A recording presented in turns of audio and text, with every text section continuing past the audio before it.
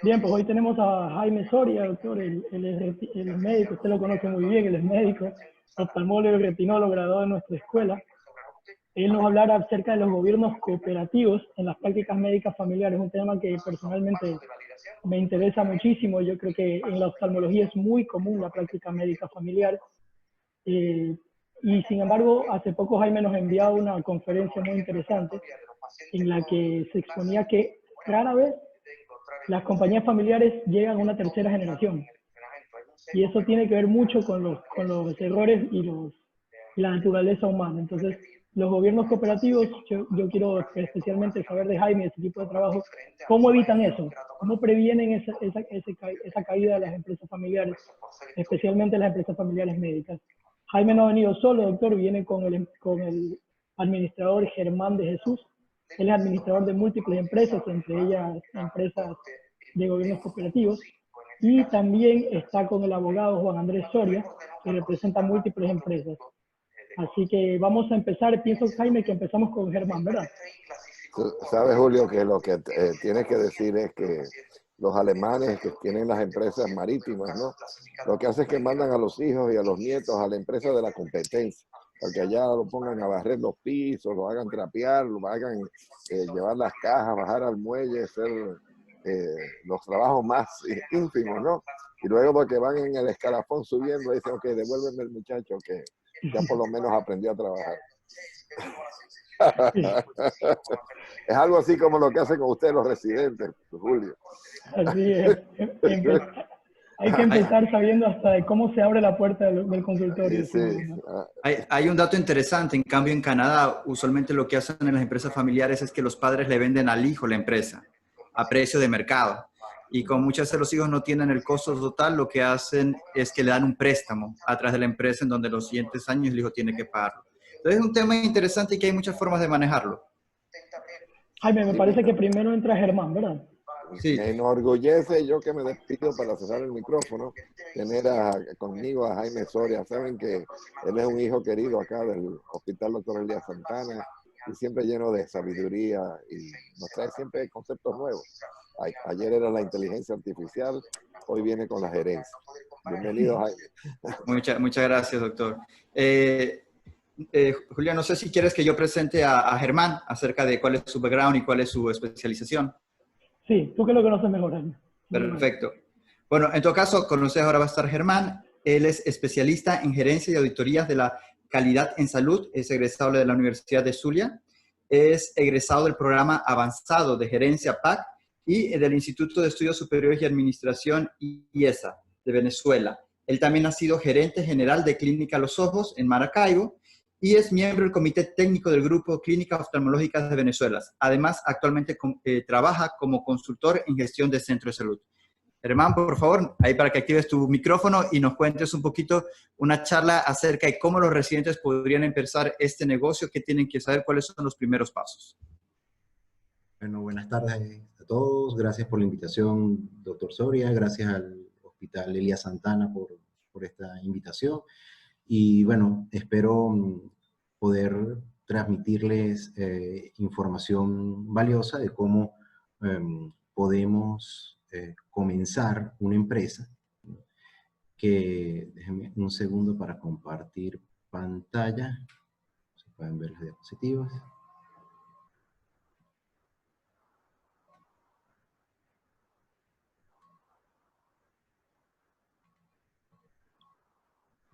Ok, creo que ahí estamos. ¿Se ve la presentación? Se ve muy bien, Germán. Okay, si se lo ve y se lo escucha perfecto. Excelente. Bueno, para comenzar un proyecto, los proyectos se construyen a partir de ideas, sueños, ilusiones, que las tenemos en nuestra mente de una forma dispersa, con ilusiones y todo esto. Pero todo esto debemos analizar y planificar desde el inicio para la concepción del proyecto. Y se deben escribir. Un proyecto de consultorio, de clínica, depende de la magnitud que queramos hacer, debemos colocar las ideas de lo que queremos, el concepto, el alcance, describiendo detalladamente qué es lo que queremos obtener con esta idea y con este proyecto. Debemos tener una visión en qué mercado queremos participar. Y para participar en este mercado necesitamos un diseño de unas estrategias de marketing para ver cómo logramos alcanzar esos objetivos. Y por supuesto, ver la dimensión de la inversión requerida. Todo proyecto necesita pues, una inversión inicial. Todas esas ideas que teníamos desordenadas debemos darle una secuencia lógica, una organización por cada área, ¿no? El área comercial, el área de servicio, el área operativa, y lo que nosotros queremos al final de todo con este proyecto, con este diseño, qué es lo que queremos lograr. Para poder dar este orden o esta estructura necesitamos responder preguntas, ¿no? Las preguntas siempre nos van a ayudar a poder aterrizar las ideas y en los diferentes ámbitos que debemos explorar para poder construir un plan de acción, un plan de negocio o un modelo de negocios para llevar adelante.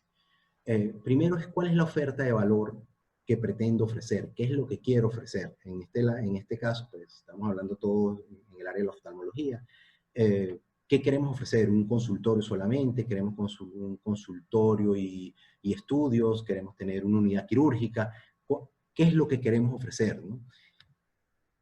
¿A qué segmento de mercado queremos atender? Cada uno de ustedes en algún momento pues, tomará una especialidad, un segmento, retina, lo quiero hacer solo, lo quiero hacer en conjunto.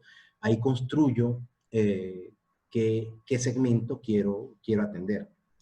A través de qué canales, ¿no? Vamos a comunicarnos o vamos a llegar a ese segmento de la población que queremos atender. ¿Qué tipo de relación quiero desarrollar con estos potenciales clientes, ¿no? Hay muchas empresas que son más cercanas a los clientes, otras poco más frías, ¿no? Quiero unas relaciones a largo plazo, solamente voy a prestar servicios y ya. Esto es cómo yo veo lo que yo quiero prestar en mi proyecto. ¿Cuáles y cómo van a ser nuestras fuentes de ingreso? ¿Qué recursos son necesarios para poder alcanzar lo que yo quiero ofrecer? ¿Cuáles son las actividades claves necesarias para la propuesta de valor? ¿Quiénes son los socios claves que me pueden ayudar a llegar a estos objetivos, ¿no? Laboratorios, hospitales, puedo incluirme dentro de una clínica, puedo asociarme con una clínica grande y ser un branch de esta clínica, ver qué socios son y que me convienen según mi idea de negocio. ¿Cuáles son las variables y las estructuras de costo? Que son ya la parte como financiera, ¿no? Todas estas preguntas nos van a ayudar a englobar, lo podemos dividir como en 4 partes, ¿no? ¿Qué es el producto que queremos ofrecer? Los servicios que queremos ofrecer, a quién se los voy a ofrecer, cómo se los voy a ofrecer y cuánto me va a costar poder ofrecer esos servicios. Tenemos esas áreas. Estas preguntas no vienen solas, ¿no? Porque hay que preguntarse, no son, ¿cómo decir?, exclusivas, porque cada una se alimenta de otras muchas preguntas para poder escribir el concepto de cada una de estas áreas que yo quiero desarrollar. Por ejemplo, cuando voy a hacer la propuesta de valor, ¿qué problema estoy resolviendo? ¿Qué necesidades estamos cubriendo? ¿Cómo nos diferenciamos de los demás que están haciendo? ¿Qué innovación podemos ofrecer en el mercado? Esto nos conlleva a tener que hacer un análisis no solo de lo que yo quiero, sino de lo que están haciendo para validar lo que yo quiero con lo que hay en el mercado, ¿no? Es muy importante. Hay toda esta serie de preguntas para ver el mercado al que quiero llevar, a quienes quiero ofrecer valor, aspectos demográficos, edad, sexo, nivel educativo, ocupación, ingresos, aspectos geográficos en la ciudad, en una zona rural, en una zona urbana, una zona extraurbana, dónde me quiero ubicar. ¿Cómo llego a ellos? ¿Voy a utilizar solo las redes sociales? ¿Voy a armar una campaña de publicidad? ¿Voy a hacer alianzas con seguros, compañías, fundaciones, hospitales, clínicas, como comentaba antes? ¿Qué tipo de atención? Ahorita con toda esta situación que estamos viviendo por el COVID-19, muchas organizaciones grandes que se planteaban o que estaban trabajando con altos volúmenes de pacientes, altos volúmenes de cirugía, altos volúmenes de estudios, se lo están replanteando ahora porque pues, las limitaciones del distanciamiento social y todas las medidas que debemos tomar para la prevención del contagio, nos hacen que tenemos que repensar nuestros negocios. En nuestra clínica en Venezuela, tuvimos que reducir la cantidad de horas de atención, separar a los doctores en diferentes horarios para poder controlar el flujo de pacientes. Y eso fue como una ruptura, ¿no? ¿Qué tipo de atención estábamos ofreciendo antes y ahora qué tipo de atención debemos ofrecer? ¿Por qué estoy dispuesto a pagar? ¿Por qué están dispuestos a pagar? ¿Por qué servicio la gente está dispuesta a pagar? ¿Cuáles son los medios de pago que vamos a utilizar? ¿Qué precios vamos a estipular? ¿Son precios fijos, variables, descuento? ¿A quiénes serán nuestros proveedores? ¿Cuáles son nuestros aliados estratégicos? ¿Cuáles son nuestros centros de apoyo? Los recursos financieros que necesitamos, físicos, tecnológicos, intelectuales, humanos, los costos fijos, variables, impuestos, gestoría, que esta es una parte muy importante en todo proyecto que debe llevarse y desarrollarse de una forma muy minuciosa. Todas estas series de preguntas nos ayudan a poder plasmar en un plan, un panorama que nos ayuda a visualizar hacia adelante el desarrollo de nuestro proyecto. Cuando logramos aterrizar todas esas preguntas y responder la mayoría de ellas, se crean nuestras expectativas. Todos tenemos expectativas, sueños, ilusiones con nuestros proyectos. Y los proyectos muchas veces se detienen por el mal manejo de las expectativas. Muy importante para el manejo de las expectativas es poder desarrollar unos escenarios, ¿no?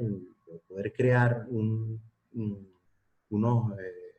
plan de escenarios, de dónde estamos, y con el plan de acción que hemos diseñado, cuando lleguemos al escenario esperado, al escenario pesimista, al escenario optimista, cómo voy a actuar si mi plan se va desarrollando bien y llego al plan esperado, medir, evaluar y poder crecer. O si si mi escenario de lo que yo aterricé no está planteándose de la mejor manera, pero yo ya diseñé un escenario pesimista, no estoy obteniendo, no estoy llegando a los pacientes que quería llegar, pero diseñé un plan de acción para reforzar publicidad, para reforzar convenios, para lograr subir a mi escenario esperado. Y bueno, siempre hay que prepararse para lo peor, esperando lo mejor.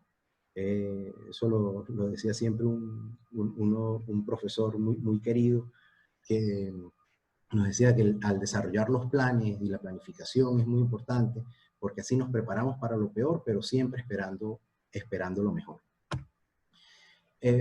Una parte indispensable, después de aterrizar todas las ideas, los propósitos, los objetivos que quiero desarrollar, es poder poner en blanco y negro los números. ¿Cuánto es el equipamiento? ¿Cuánto es la inversión que necesito para equipamiento? Y poder el detalle, aquí ponemos un ejemplo, ¿no? Para equipamiento de adecuación. Esto es en dólares y traté de poner unos promedios de varios, tomando referencia a 3 países suramericanos y que pudiera más o menos darnos una idea de cuánto pudiera ser una inversión inicial para un consultorio, ¿no? Un local, un alquiler de un local, el ingreso al local y los primeros meses de arriendo,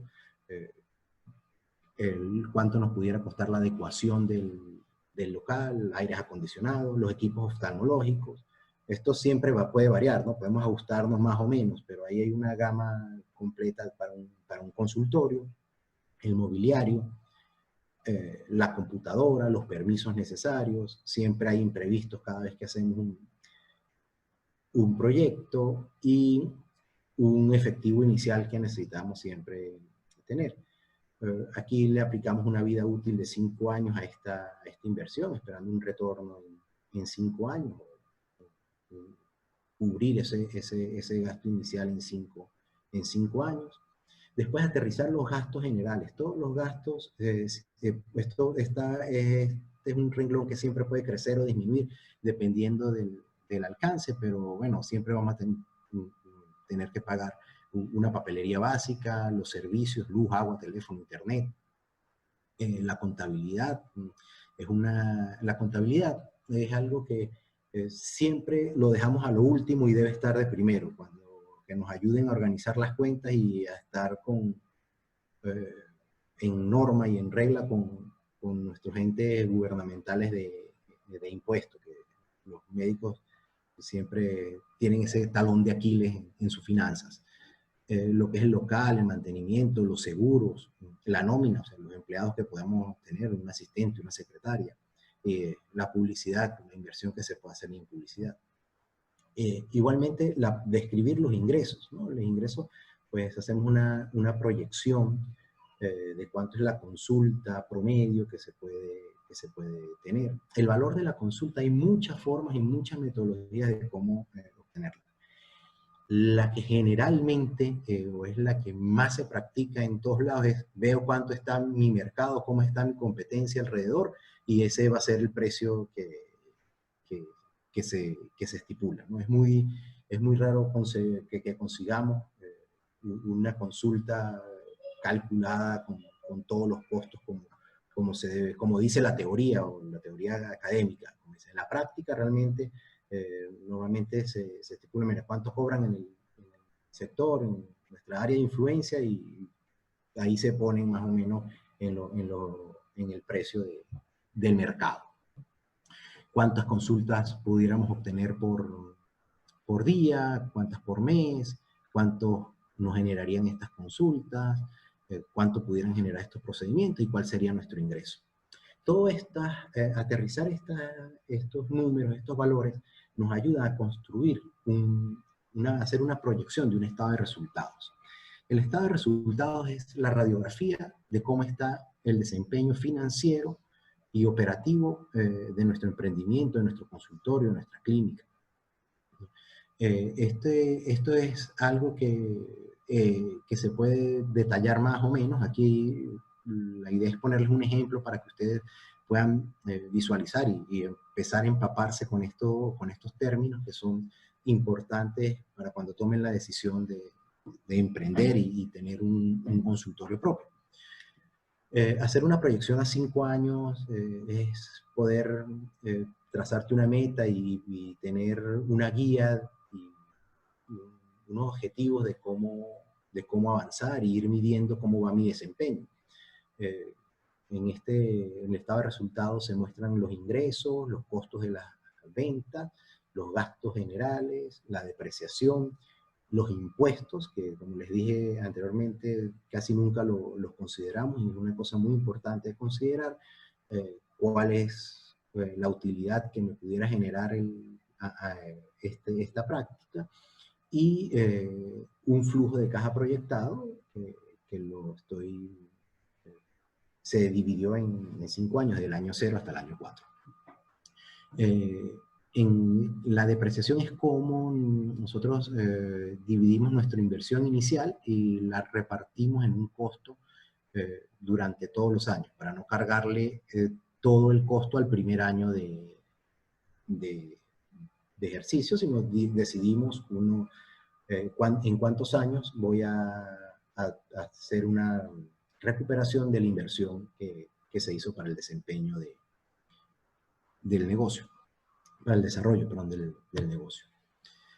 Como consideraciones finales, para arrancar un consultorio hay que tener persistencia y paciencia. Normalmente las consultas o una práctica de consulta privada se empieza a consolidar en el 5.º año, a menos que ya llegues que tengas pacientes heredados, ¿no? Como el tema que vamos a hablar más adelante, que el doctor Soria nos va a comentar, de las empresas familiares. Pero normalmente son 5 años para... Esto no está escrito, es una cosa que yo he ido recogiendo en los años que tengo en este sector, y he ido validando con el tiempo, que al 5.º año ya normalmente los médicos están más tranquilos, tienen una base constante de pacientes y es como ya cuando su desarrollo profesional empieza a tener una base sólida y a crecer. La incertidumbre siempre estará presente en el desarrollo del proyecto. Ahorita es más que nunca pues, es pertinente el desarrollo de competencias y de habilidades en finanzas, marketing y atención al paciente. Esto nos ayuda a poder conocer de forma integral el servicio que prestamos. Debemos recuperar datos durante la curva de aprendizaje, porque lo que no se mide no se puede mejorar. No hay plan perfecto. No podemos paralizarnos a esperar que el plan esté perfecto para arrancar. Definitivamente, una acción pequeña vale más que la intención más grande. Muchas gracias. Espero que este pequeño recorrido por todo lo que representa ser un proyecto de un consultorio médico les pueda ser útil y quedamos a la orden para cualquier cosa que necesiten y que se pueda apoyar en esta área. Muy bien, Germán, muchísimas gracias. Vamos a dejar las preguntas para el final, todavía no tenemos preguntas en el chat, así que vamos a dejarlas para el final. Muy interesante tu charla acerca del flujo de ideas de un administrador y sobre todo la parte económica previo a iniciar un consultorio. Jaime, no sé si tienes algún comentario antes de darle paso a Juan Andrés. No, o sea, muy buena. Y estas son cosas que uno tiene que hacer de antemano y ver si es que realmente los números le dan o la proyección vale la pena. Y esta va a ser la antesala después para ver, ok, si estos son mis números, me conviene iniciar solo, me conviene asociarme. Y de ahí estaría hablando, bueno, si te asocias o inicias solo y deseas que esto vaya de generación en generación, qué cosas tienes que tener en cuenta y cómo interviene el gobierno corporativo. Sobre el tipo de sociedad que tú tienes que hacer para empezar este nuevo emprendimiento, este nuevo consultorio, está el abogado Juan Andrés Soria, que nos puede explicar un poco más acerca de los diferentes tipos de sociedades. Él es abogado empresarial desde el 2007, tiene una maestría en Derecho Empresarial, con experiencia en asesoramiento a compañías, a fundaciones y a corporaciones. También ha trabajado para varios centros médicos y para sociedades de especialidades médicas. Ha desempeñado cargos en el sector público como director regional de trabajo, asesor del gerente de Autoridad Portuaria de Guayaquil y ha sido también asesor en liquidación de bancos ecuatorianos y como abogado en fundación de la Metrovía, entre varias otras cosas. A continuación, el abogado Juan Andrés Soria. No sé si quiere activar su micrófono. ¿Cómo están? Les comparto la presentación.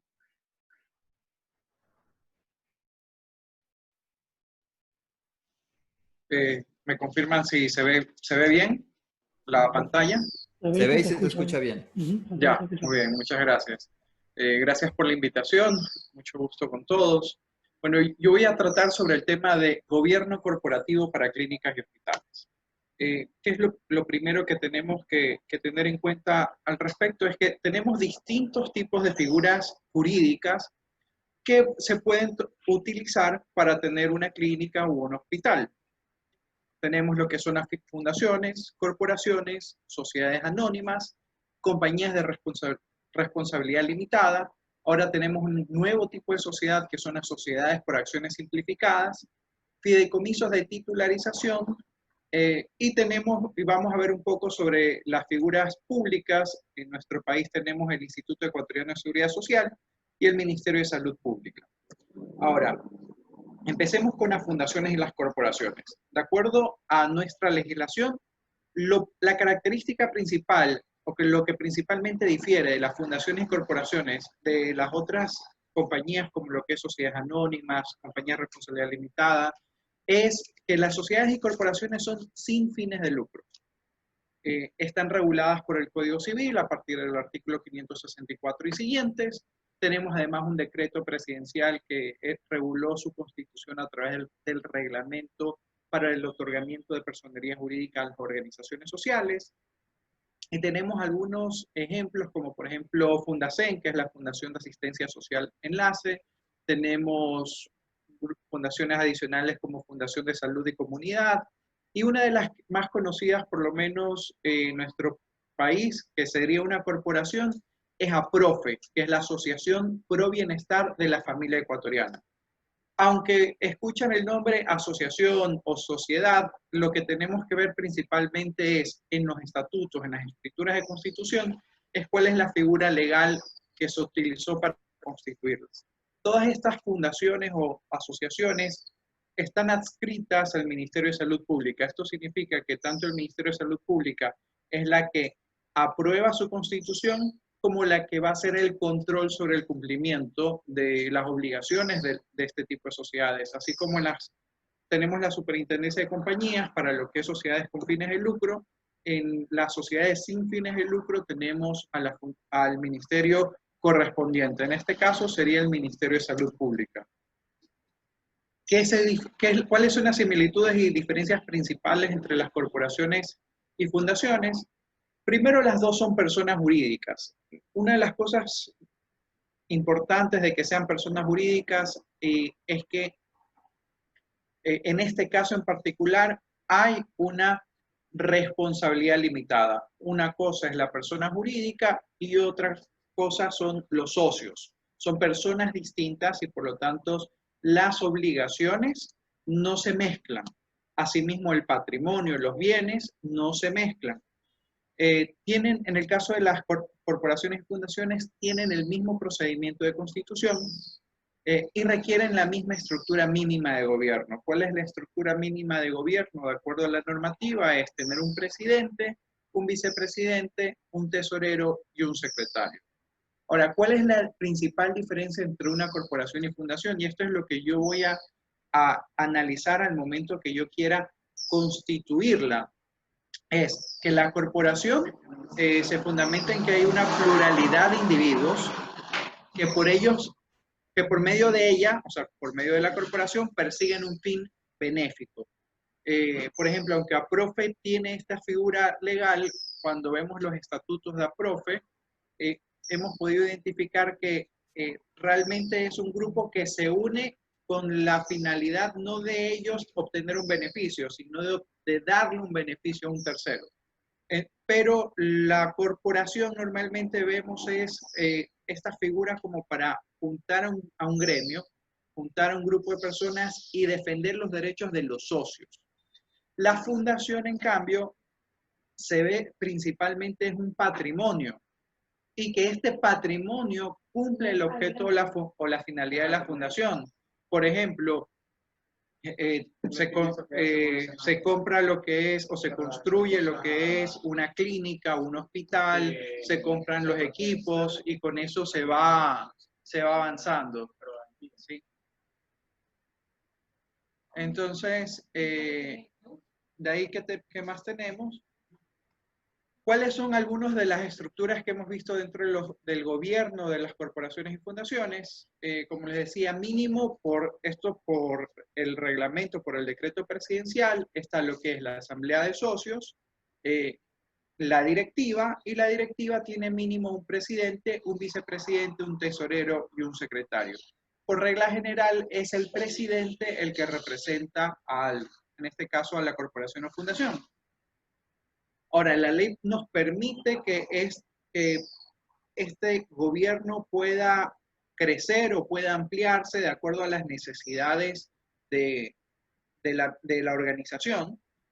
Por ejemplo, de acuerdo a los estatutos aprobados de APROFE, tenemos que además de la Junta General, que viene a ser la Asamblea de Socios, tiene un presidente, un vicepresidente, un tesorero y un director ejecutivo de la asociación. Ellos en sus estatutos han establecido que el director ejecutivo hace las veces de secretario, o las mismas funciones que el secretario.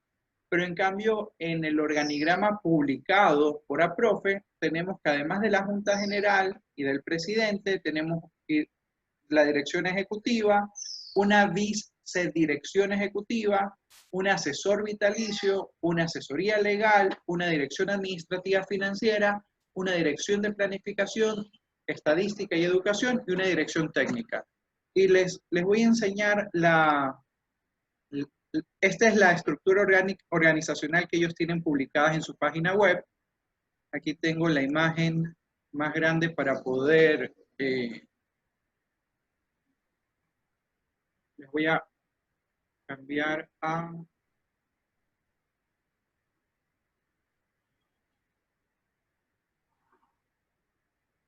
Creo que ahí sí ya me cambiar a la imagen para que puedan ver es la imagen como tal.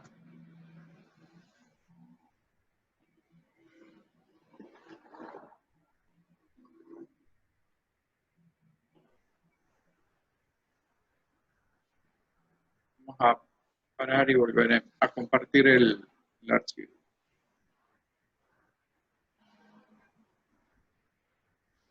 Ya, ahora sí se ve lo que es la imagen. Tenemos, como les mencionaba, de acuerdo a la estructura, está la Junta General, el presidente, el director ejecutivo. Tenemos que establecen procesos gobernantes como lo que es la vicedirección ejecutiva, el asesor vitalicio. Tenemos procesos habilitantes de asesoría y de apoyo y procesos agregadores de valor. Si se dan cuenta, esto de los procesos gobernantes, procesos de asesoría, procesos de apoyo, procesos de valor, es algo que se utiliza mucho en lo que es el gobierno corporativo. En nuestro país ya ha sido implementado, por lo menos normativamente, para lo que es las instituciones de administración pública. Y aquí vemos cómo en los procesos habilitantes de asesoría y de apoyo incluyen lo que es la asesoría legal, y están las dos direcciones, cada una tiene distintas jefaturas, y dentro de cada jefatura tenemos un responsable según cada uno de los procedimientos establecidos. Esto es algo que, como ven, ya en el caso de APROFE es una organización bastante grande en nuestro país, tiene varios centros y por lo tanto vale la pena esta gran estructura de gobierno que han implementado. Vuelvo a compartir la presentación. Entonces, ahora, ¿cuáles son los derechos de los socios de las fundaciones y corporaciones? Primero, depende de los estatutos.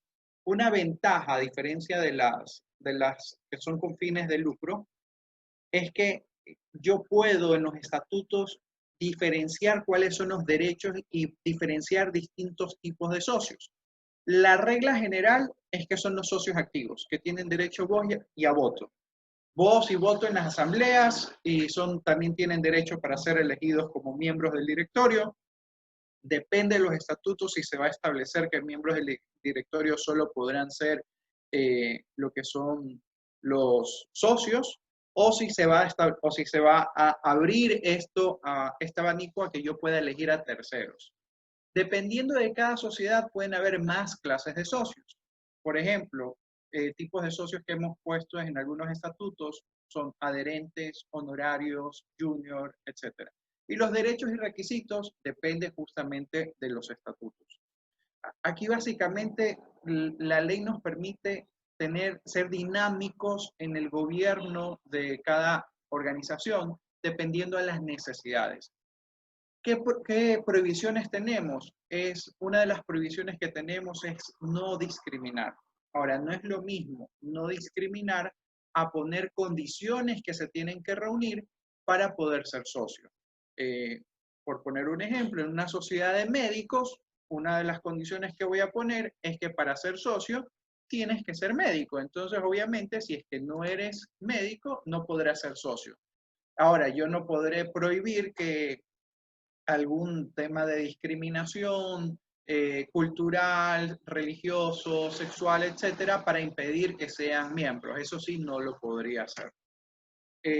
Ahora, continuando con esto, terminamos lo que son las sociedades sin fines de lucro y vamos a empezar con las sociedades con fines de lucro. Entre las sociedades con fines de lucro que tenemos son las sociedades anónimas, las compañías de responsabilidad limitada y las sociedades por acciones simplificadas. Todas estas las encontramos en la ley de compañías. Esta es la base legal para conocer la estructura de este tipo de sociedades. Las sociedades por acciones simplificadas, en cambio, son muy nuevas. No tenemos todavía clínicas u hospitales con este tipo de estructura legal. Fueron creadas a través de la Ley de Emprendimientos e Innovación. Fueron incluidas en la Ley de Compañías a través de esta ley el 28 de febrero de 2020. Ahora, unos ejemplos que tenemos sobre este tipo de sociedades, por ejemplo, está Clínica Rendón, el Hospital Alcíbar, la Clínica Panamericana, la Clínica Kennedy, todas estas utilizan sociedades anónimas. Ahora, ¿qué ejemplos tenemos de los gobiernos corporativos? Tenemos, por ejemplo, de acuerdo a los estatutos, Tayana, vimos la Clínica Alcíbar, tiene Junta General de Accionistas, Directorio Técnico Médico, Presidente Ejecutivo y Gerente General. Ellos, por ejemplo, en el Directorio Técnico Médico establecen que serán 4 directores que van a ser elegidos por la Junta General de Accionistas. Entonces, si se dan cuenta, depende de cómo se ajusta. En la Clínica Rendón, que es Galostar, ellos, por ejemplo, en sus estatutos solo tienen la Junta General de Accionistas, un presidente y un gerente general. Para la Clínica Panamericana tenemos algo un poco más complejo, tenemos una Junta General, tenemos un directorio que en los estatutos dicen que podrán ser de 6 a 8 miembros, tenemos un presidente ejecutivo, un gerente general y gerentes de las unidades médicas de la clínica. Y por último tenemos la Clínica Kennedy, que tiene la Junta General de Accionistas, tiene su presidente, su vicepresidente, su presidente ejecutivo, el director técnico de cada una de las unidades hospitalarias y un comité ejecutivo. Ahora, ¿para qué yo hago tantas áreas a nivel estatutaria? De acuerdo a los estatutos, yo limito cuál va a ser el ámbito de gobierno de la sociedad y le doy facultades distintas a cada uno de ellos. Entonces, por ejemplo, en algunos de estos estatutos he visto que el representante legal puede ser el presidente, el gerente, puede ser compartida, y les dan limitaciones respecto, por ejemplo, en una veía que el gerente puede firmar contratos que obliguen a la compañía hasta $10.000. Si es que la obligación va a ser de $10.000 a $100.000, tiene que firmar en conjunto gerente y presidente. Si es que supera los $100.000, ya necesita una aprobación o del directorio o de la junta, dependiendo del tipo de compañía. Entonces, si se dan cuenta, efectivamente yo le doy libertades a cada uno de los representantes legales, pero también los limito a no darles tanto poder según mis necesidades. Ahora, entendería que en una clínica, si es que tienen distintas áreas, cada jefe de área debería tener la posibilidad de decir, ok, yo me manejo con este presupuesto, yo trabajo, me encargo de pedir a un jefe administrativo a las finales que se encargue de contratar los mantenimientos de equipos, las limpiezas, qué es lo que va a necesitar cada uno de ellos. Regresando a las diferencias sobre el tema de los socios, las sociedades anónimas de compañía de responsabilidad limitada, la principal diferencia que tienen, o la que se nota más, es que en las sociedades anónimas el socio tiene la libertad de transferir sus acciones. No, la ley prohíbe esta limitación. Mientras que en las compañías de responsabilidad limitada, para cambiar un socio tiene que haber una aprobación unánime de los demás socios.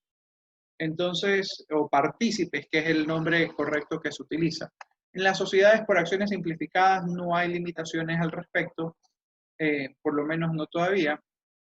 Y vemos que en todas ellas se mantiene la responsabilidad limitada entre lo que es las obligaciones y el patrimonio de la compañía con las obligaciones y patrimonios de los socios. Una figura interesante que no es muy común es el fideicomiso de titularización. El caso que conozco, que por lo menos en Guayaquil se ha utilizado, es justamente el fideicomiso titularización Omni Hospital. El Omni Hospital, que es una clínica privada, fue construida mediante inversión que se puso en la bolsa de valores, se emitieron títulos de valor y las personas interesadas en ese negocio dijeron, ok, yo invierto. Este fideicomiso está regulado por el Código Orgánico Monetario y Financiero dentro de lo que es el segundo libro de la Ley del Mercado de Valores. El fideicomiso solo puede ser representado a través de una compañía administradora de fondos y fideicomisos. Sin embargo, ya el gobierno interno, como se habrán dado cuenta, uno es el gobierno que yo establezco de acuerdo a los estatutos y otro ya es la estructura o el gobierno que yo establezco en la operación diaria. No es que la operación diaria tiene que estar en los estatutos. Yo, por ejemplo, el día de mañana quiero crear una jefatura y la creo. No necesito reformar los estatutos para esto, ni para ninguna de las sociedades que hemos visto hasta ahora. Distinto va a ser cuando lleguemos al sector público. Entonces, ¿cuál es el gobierno dentro de un fideicomiso? Tengo una junta de fideicomisos que está conformada de acuerdo a lo que señalen los estatutos. Normalmente yo lo que tengo son los constituyentes, que son los que hacen el aporte para constituir el fideicomiso. Tengo los beneficiarios, que pueden ser los mismos que los constituyentes, como puede ser otra persona, que es la que va a recibir el beneficio de que vaya generando este fideicomiso. Y por último tengo a la fiduciaria, que es la que administra el fideicomiso y que tiene sus responsabilidades directamente relacionadas con las actividades del fideicomiso. Por último, tenemos lo que son los centros de atención de salud pública y los hospitales públicos. La estructura de gobierno es aprobada mediante una resolución de una autoridad pública competente. Las entidades públicas lo que hacen es en su estructura dividirlas según unidades agregadoras de valor, unidades operativas, unidades administrativas, unidades de asesoría, unidades de apoyo. Los hospitales normalmente suelen tener dos direcciones. Una es las administrativas, que es la que se encarga de manejar los vehículos, de darle mantenimiento administrativo al edificio, que se encarga del departamento de compras públicas, etcétera, y solo tener una dirección médica, que es justamente la que se encarga de la operación médica, la que hace los requerimientos de compras de equipos nuevos, etcétera. Ellos no se encargan de la parte administrativa, ellos se encargan de la parte médica, pero obviamente si necesitan un equipo, le piden a la dirección administrativa que lo compre. Bueno, eso es todo respecto a al gobierno corporativo. Como les decía en el tema de los hospitales y centros públicos, como la estructura tiene que ser aprobada por resolución de autoridad pública competente, si se quiere abrir una nueva área, tiene que ser creada y tiene que hacerse todo un procedimiento administrativo para que sea aprobado mediante resolución de la autoridad pública competente. Esa sí es una parte burocrática, pero bueno, se respalda en el hecho de que como se administran fondos públicos, es necesaria esa burocracia. Y eso sería todo. Si es que tienen preguntas, quedo atento. Perfecto. Yo creo que tal vez las preguntas quedaríamos para el final y ahí poder responderlas todas según cuál sería lo que más nos abarque hacer. De acuerdo. Juan Andrés, muchísimas gracias. Excelente charla. Ahora que se ve que es un trabajo enorme el que hay detrás de la parte jurídica de cualquier empresa y gobierno corporativo. Ahora vamos a tener a Jaime. Okay. Jaime se formó como oftalmólogo y retinólogo en nuestra escuela, el Hospital Dr. Hila Santana. Hoy en día él es profesor de metodología de la investigación y bioestadística en la Universidad Católica. Además es asesor estratégico en la Asociación Internacional de Prevención de Ceguera, miembro de Ophthalmo University y Ophthalmo Economics, y además es emprendedor de un proyecto llamado Arquímedes. Adelante, Jaime. Bueno, gracias. No sé si me logran escuchar bien. Me confirman si me escuchan y ven. Sí, se te escucha perfecto. Perfecto. Bueno, esta charla la propuse porque en realidad es algo que yo he visto en varios colegas, en amigos, cuando yo quise emprender. Bueno, ¿cómo es que se hace esto de emprender dentro del área de salud, dentro del área de oftalmología? Y algo que tenemos que saber es que muchos de aquí son hijos de oftalmólogos, otros ya nietos de oftalmólogos. Y hay incluso algunos que dicen, ok, yo quiero poner algún centro y quiero ver si es que yo puedo ayudar después que mis hijos la tengan más fácil. ¿Cómo tengo que trabajar? ¿Qué tengo que hacer? ¿Qué tengo que saber? Y una de las cosas que me dio una claridad acerca de esto es el tema de gobierno corporativo. Entonces, en esta charla, lo que voy a hablar es primero qué son empresas familiares y cómo diferenciamos de otro tipo de empresas y cómo vemos cómo muchos de estos consultorios que vamos a poner caen dentro del grupo de empresas familiares. La segunda es cómo está conformado el gobierno corporativo en una empresa familiar, qué características tiene y qué es la diferencia entre otros tipos de gobiernos corporativos. Lo tercero es la institucionalización, es que una vez que yo ya comienzo a crear una empresa, un consultorio, tiene que seguir una serie de etapas, una serie de pasos para que pueda crecer. No es simplemente ponerlo y esperar que vengan los pacientes. Y por último, siempre me gusta que cada charla tenga un único mensaje, que si se pueden acordar de una cosa, ¿de qué sería? Es que tener un gobierno corporativo dentro de tu emprendimiento, dentro de tu consultorio, dentro de tu clínica, va a tener ciertas ventajas. Y conocer estas ventajas te puede decir si es que lo deseas hacer o no. Ok, ¿qué es una empresa familiar? Lo primero, una empresa familiar primero tiene la parte de empresa, que quiere decir que es una organización comercial. O sea, nosotros los médicos deseamos dar un servicio, que es la salud, y según eso tener también cierta remuneración económica. Entonces tiene la finalidad de empresas.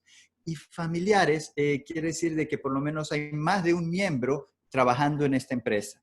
Si es que solo estoy yo trabajando, no es una empresa familiar. Si ya estoy yo y aparte me está ayudando mi hermano, él se encarga de la parte de contabilidad, es el administrador, o ya mi hijo creció y ya está comenzando a ver pacientes conmigo, ya cambió y de ser solo una empresa se está transformando en una empresa familiar y tiene ciertas características porque ya tiene los componentes que la toma de decisiones ya no es solo basado en el componente del negocio, sino que también va a haber cierto componente de los miembros familiares e intereses de los mismos.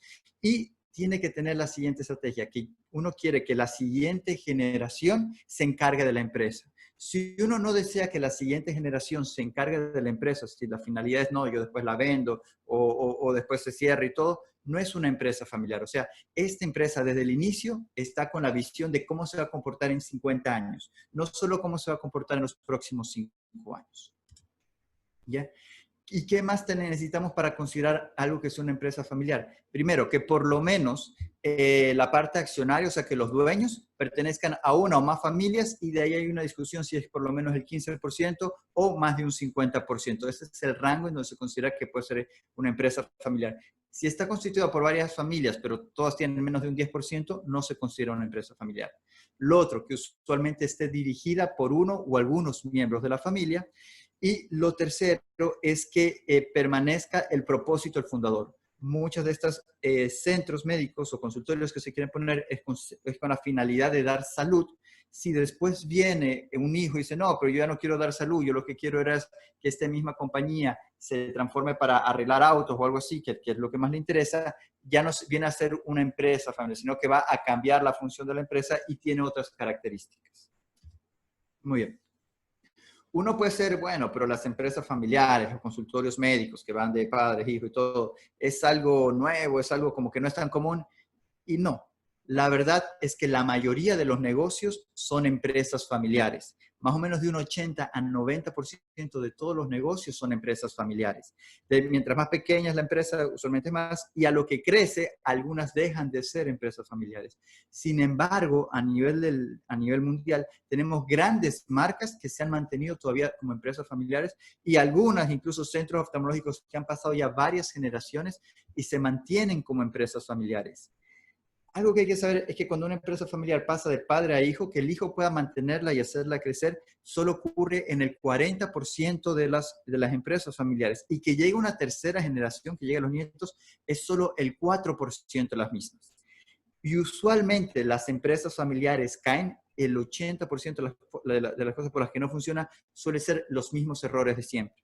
O sea, hay situaciones extras, como por ejemplo en este momento tenemos una situación de pandemia que no es algo predecible, pero en los otros casos, en un 80% de las veces, una compañía familiar no se mantiene y es por las mismas situaciones.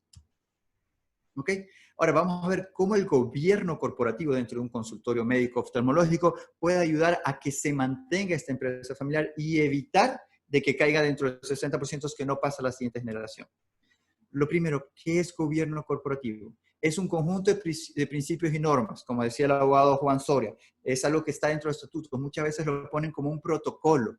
Y en este protocolo se regula cómo va a estar diseñada e integrada la función de todos los miembros, de todos estos órganos que gobiernan la empresa, los accionistas, los directorios, la alta administración, cómo ellos se gobiernan. Primero, ¿quién puede o no pertenecer dentro del directorio? ¿Quién puede o no puede tomar decisiones?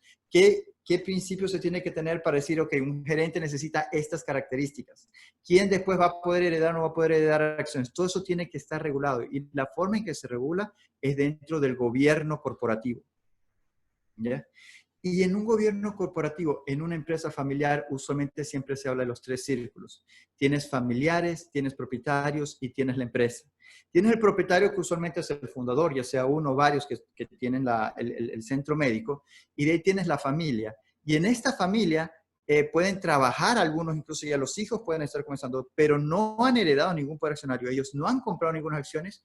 Ellos trabajan en la empresa y son familiares que trabajan, que incluso pueden tener puesto gerencial, pero no son propietarios del bien. Vienen a ser propietarios cuando ya reciben acciones de la misma.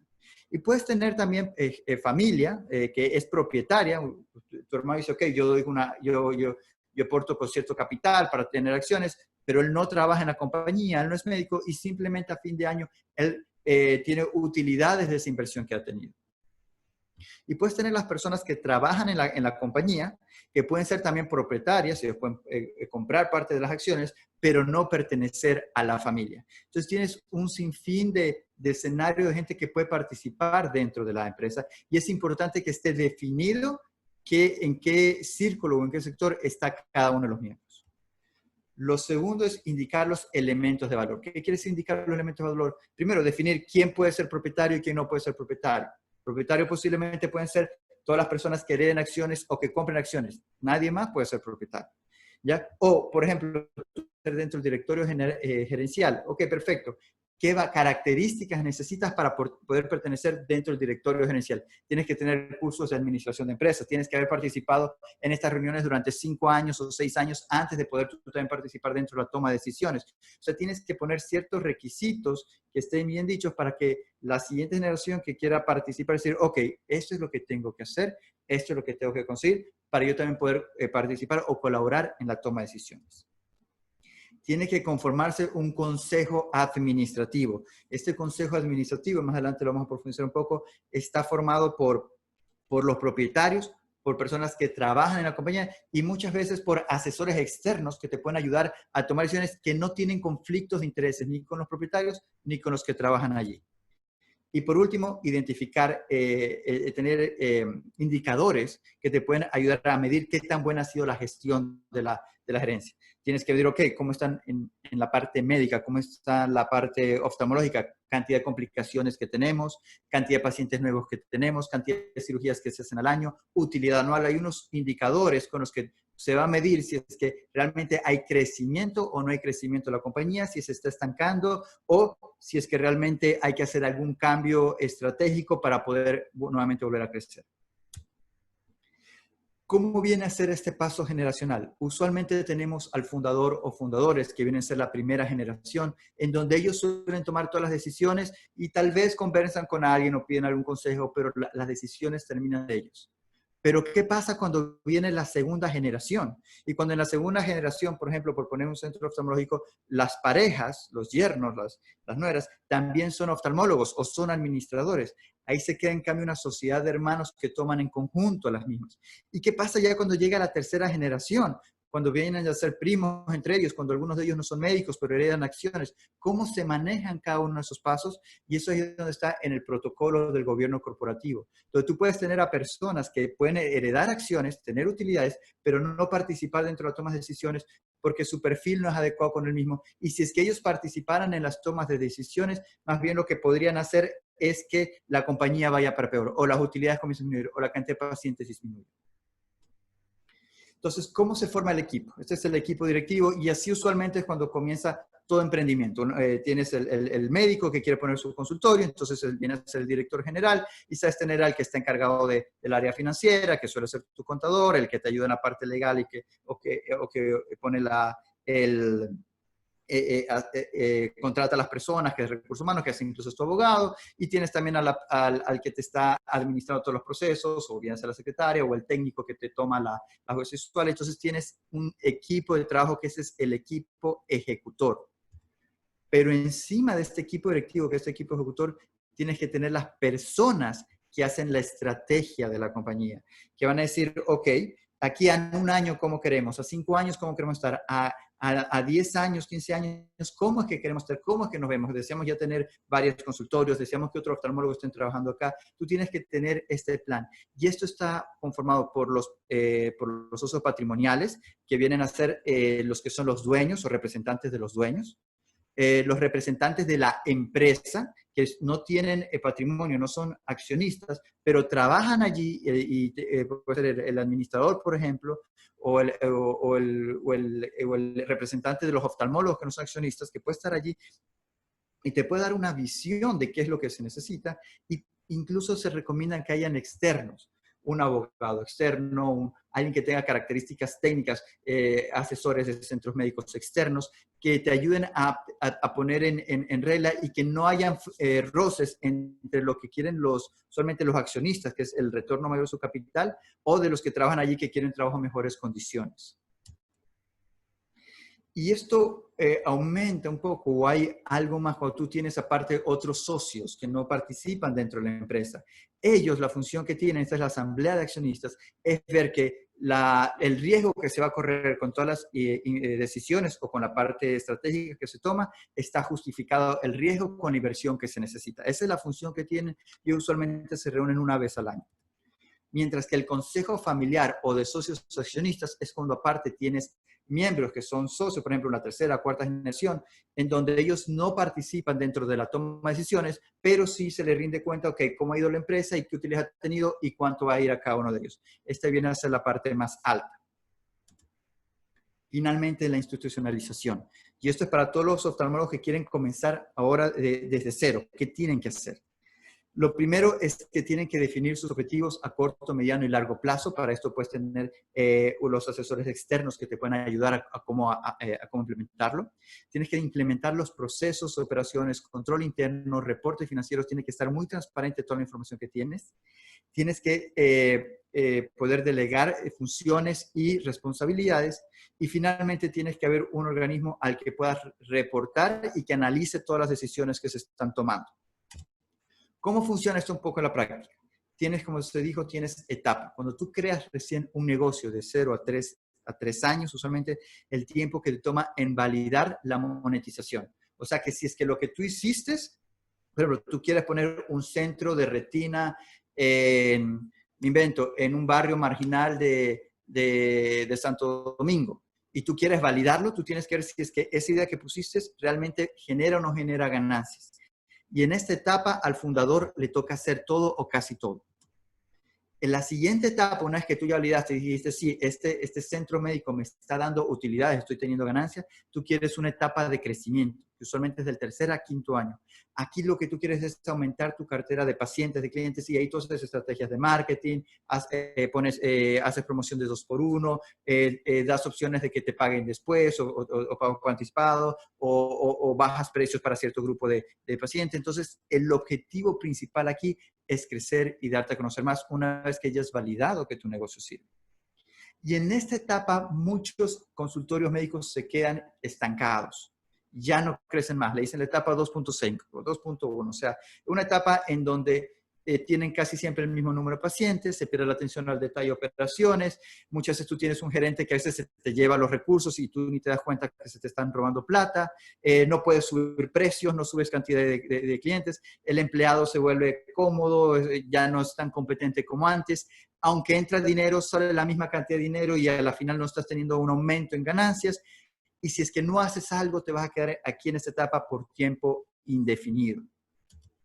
Si tú quieres salir de esta etapa, una vez que ya tienes un grupo específico de clientes, tú tienes que ir a la profesionalización. Y eso solamente lo puedes hacer del año 5 al año 15, en donde lo que tú deseas es maximizar utilidades. Ya no quieres a todos los clientes, tú quieres a los clientes que te generen las mayores utilidades con el menor riesgo en el menor tiempo. ¿Ya? Y aquí viene la parte donde toca delegar las operaciones al equipo. En esta parte ya el gerente, el médico que lo fundó ya no puede encargarse de todo y tiene que comenzar a delegar. Y por último, la cuarta etapa, que es de 10 a 15 años, es donde tú blindas al paciente. Tú quieres que el paciente que ya adquiriste no se te vaya, que ese paciente se quede allí de largo.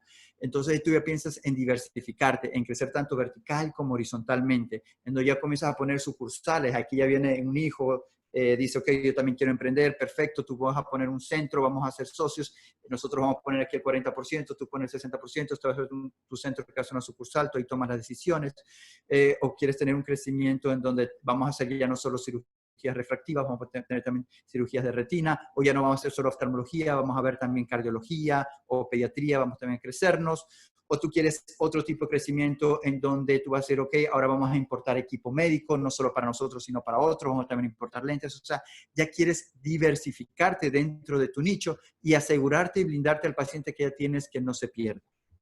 Y poder replicar esto aquí en otros lugares.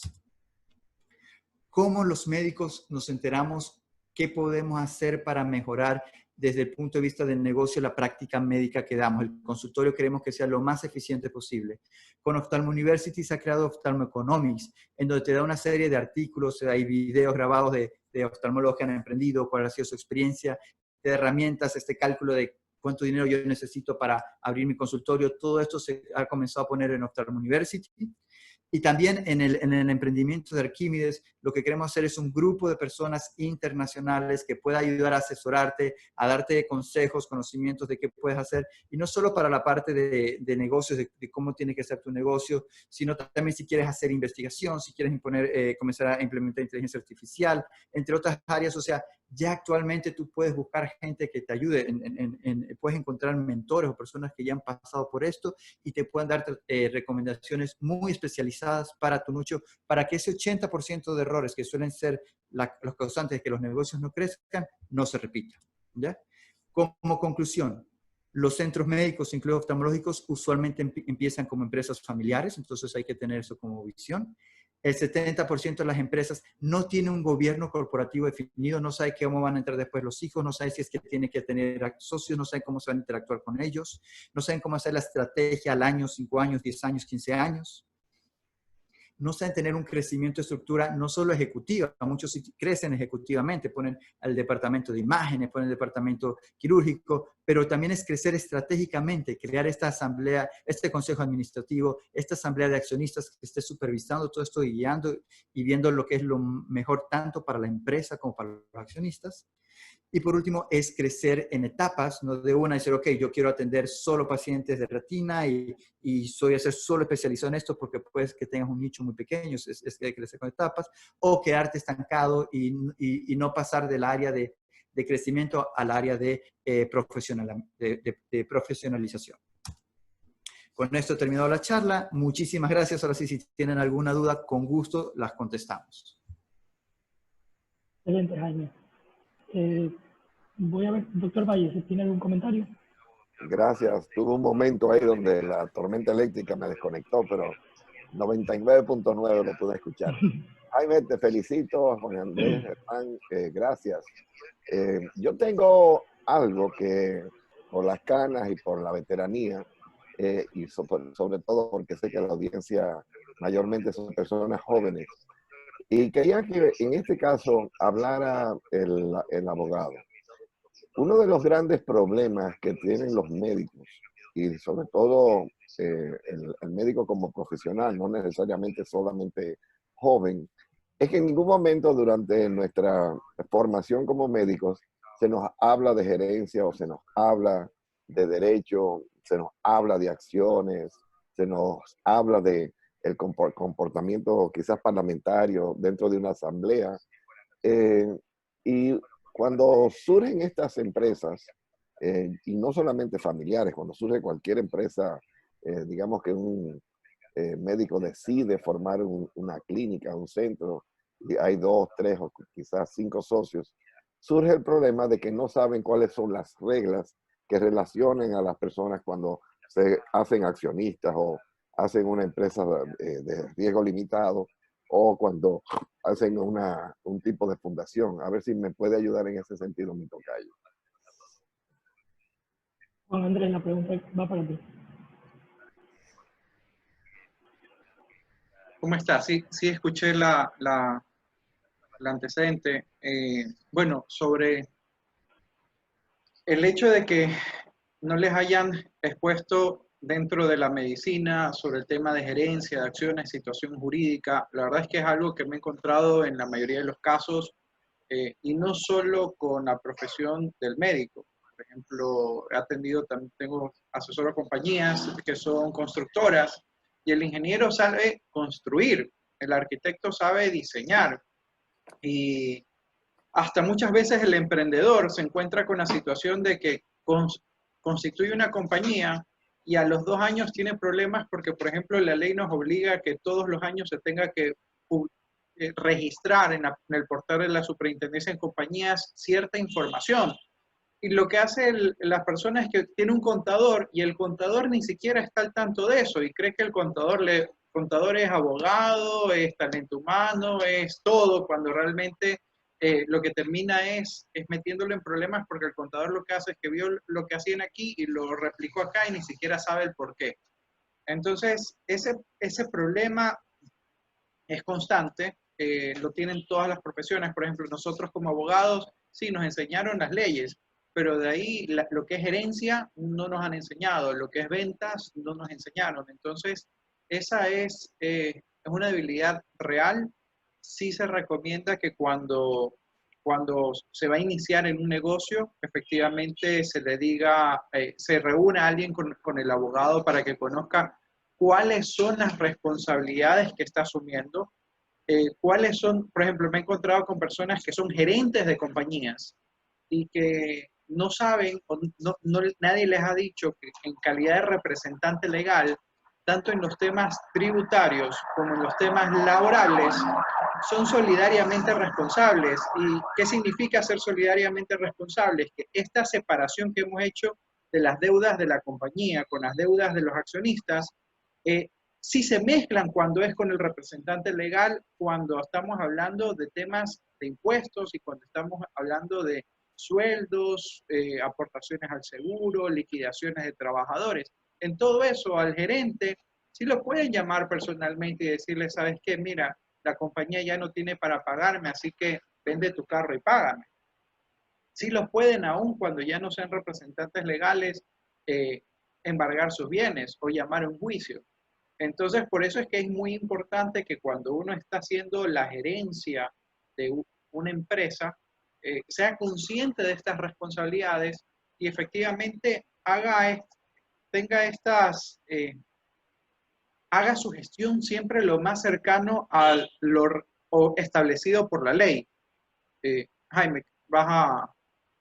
Sí, entonces, corrígeme si me equivoco, Ñaño. El tema de qué tipo de sociedad es la que más conviene es, tú tienes la sociedad limitada, tú tienes la sociedad anónima y tú puedes también conformar un fideicomiso. La ventaja que tiene la sociedad anónima es que si tú quieres salirte, tú puedes vender tu participación a quien tú quieras y no tienes que pedir permiso a nadie. Mientras que una limitada, tus socios tienen que aprobar la venta. Entonces, esa es como una forma también, si es que tú pones un consultorio y no quieres que cualquier médico entre allí, tú puedes tener la parte que es una sociedad limitada, te da esa como ventaja, por decir una forma. La desventaja es que si es que tú quieres salirte y tus socios no te dejan vender a nadie de tu participación accionaria, eso como que te restringe un poco. Mientras que en la parte de fideicomiso, sería, por ejemplo, si tú haces una inversión dentro de una clínica y te preocupa que los fondos se usen para algo que no fue preestablecido, o sea, que va en mal uso de tus fondos. Entonces, cuando es un fideicomiso, te da esa ventaja de que legalmente te restringen el dinero que tú mandaste solo para eso allí. No sé si estoy en lo correcto. A ver, ante la pregunta entonces no la escuché en ese momento, la pregunta de cuál es la mejor figura legal para hacer una clínica, la respuesta sería es que no hay una ideal. Depende de cuál se ajusta más al modelo de negocio que se quiere implementar. Entonces, a las finales yo recién voy a empezar como decías, un negocio familiar y no quiero que nadie entre y salga fuera de la familia, entonces le pongo un candado. ¿Cómo hago el candado? Es el tema de la compañía de responsabilidad limitada. La diferencia, por ejemplo, con la corporación o con la fundación, es que en la corporación y la fundación las ganancias, las utilidades no las puedo repartir entre los socios. Las ganancias o las utilidades se quedan en la sociedad y tienen que ser reinvertidas.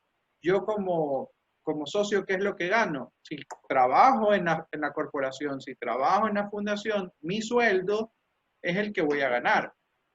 en la compañía de responsabilidad limitada, como en la sociedad anónima, que yo sea partícipe, que sea accionista, o sea, que yo sea socio, no significa que yo voy a trabajar en ese negocio.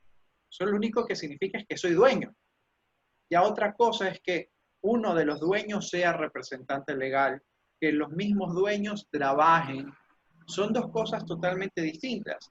Y aún así, por ejemplo, para el tema de la sociedad anónima y la compañía de responsabilidad limitada, para que el representante legal pueda contratar a uno de los socios, tiene que ser hasta aprobado por junta de socios accionistas.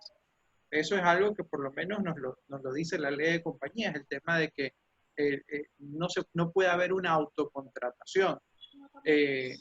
Entonces, son cosas que tendríamos que ver y que efectivamente yo ya lo apruebo una vez y cumplí con el requisito. Ahora, el fideicomiso es más, así como la sociedad anónima, son negocios donde predomina el patrimonio, el capital. Yo en la sociedad anónima y en el fideicomiso, cuando quiera, puedo irme.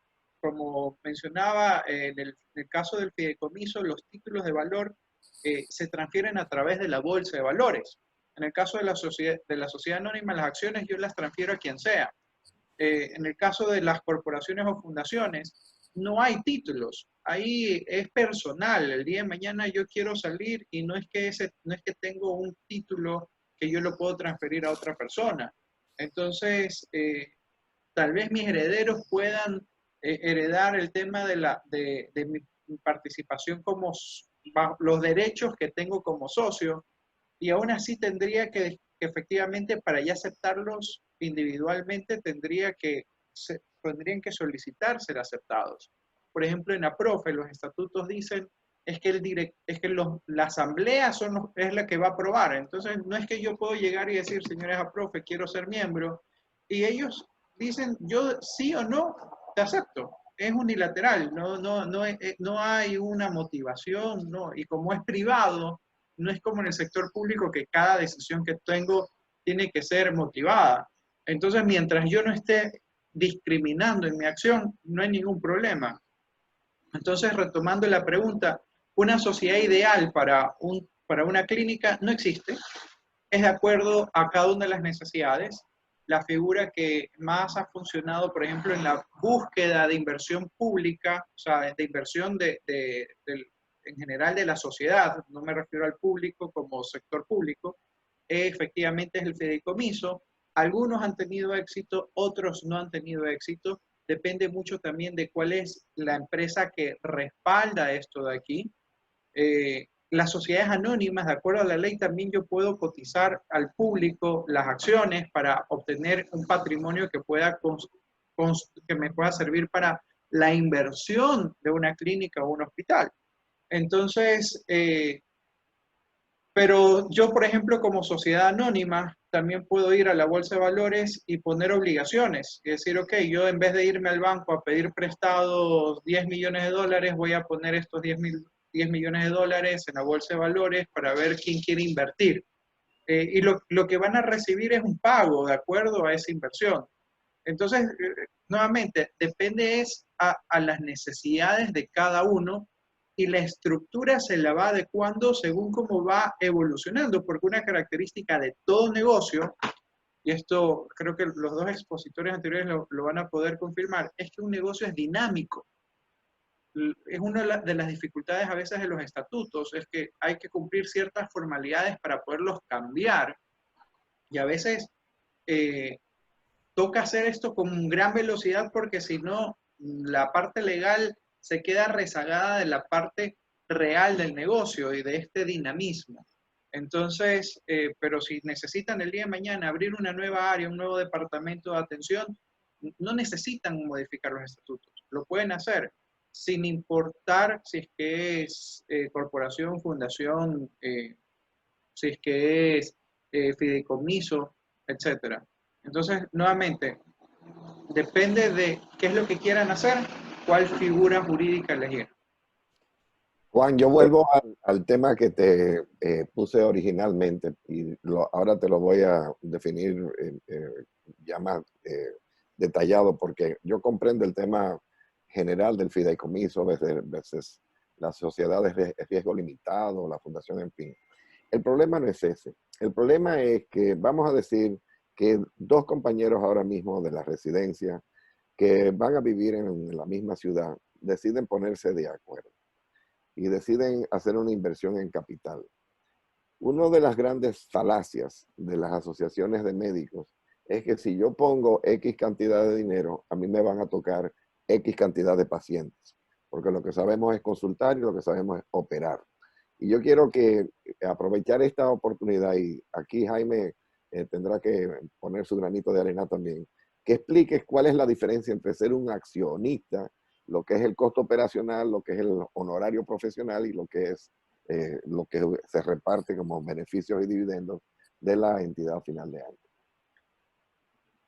Claro, bueno, sea en las compañías anónimas, cualquiera de estas figuras legales, las que son con fines de lucro, el ser dueño, el ser accionista, el ser socio, lo que va a hacer es que una vez que tenga finalice el periodo fiscal y que ya sepa, una vez que haya terminado, cuánto es lo que hubo de ingresos, cuánto es lo que hubo de gastos y puede identificar cuál fue la utilidad, la junta de socios o la asamblea de socios decide si es que eso se reparte o se reinvierte. Si se reparte, se repartirá en proporción al capital que yo tengo.